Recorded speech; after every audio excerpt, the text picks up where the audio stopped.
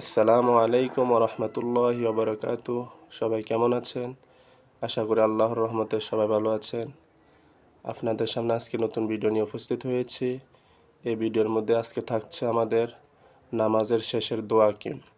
নামাজের শেষে রাসূলুল্লাহ সাল্লাল্লাহু আলাইহি ওয়াসাল্লাম কী দোয়াগুলো পাঠ করতেন। এর পূর্বে আমরা দোয়া বলেছি যে রাসূলুল্লাহ সাল্লাল্লাহু আলাইহি ওয়াসাল্লাম নামাজের শেষে তাকবীর বলতেন, যেটি হযরত আব্দুল্লাহ ইবনে আব্বাস রাদিয়াল্লাহু তাআলা আনহু থেকে বর্ণিত হাদিস ছিল। আজকের হাদিসটি হচ্ছে হযরতে আয়েশা রাদিয়াল্লাহু তাআলা আনহা, যিনি হুজুর সাল্লাল্লাহু আলাইহি সাল্লামের বিবি ছিলেন, স্ত্রী ছিলেন। তার থেকে এই হাদিসটি বর্ণিত। হযরত আয়েশা রাদিয়াল্লাহু তাআলা আনহা বলেন, কানা রাসূলুল্লাহি সাল্লাল্লাহু আলাইহি সাল্লাম ইযা সাল্লামা লাম ইয়াকউদ ইল্লা মিকদার মা ইয়াকুলু আল্লাহুম্মা আনতাস সালামু ওয়া মিনকাস সালামু তাবারাকতা ইয়া যাল জালালি ওয়াল ইকরাম।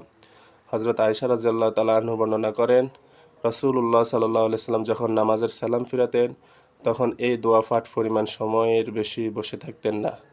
অর্থাৎ, হে আল্লাহ, তুমি নিজে শান্তিময়, আর তোমার নিকট থেকে শান্তি আসে। হে প্রতাপশালী ও সম্মানের অধিকারী, তুমি বরকতময়।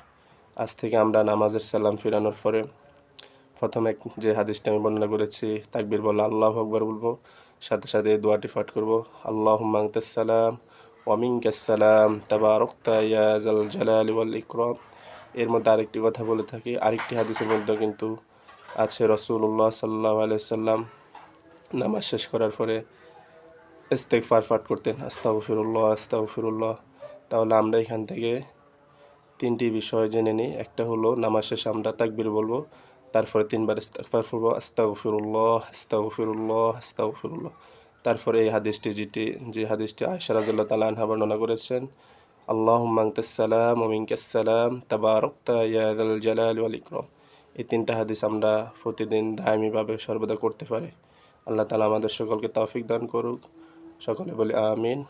সবাই ভালো থাকবেন। আল্লাহ হাফেজ। আসসালামু আলাইকুম ওয়া রাহমাতুল্লাহ।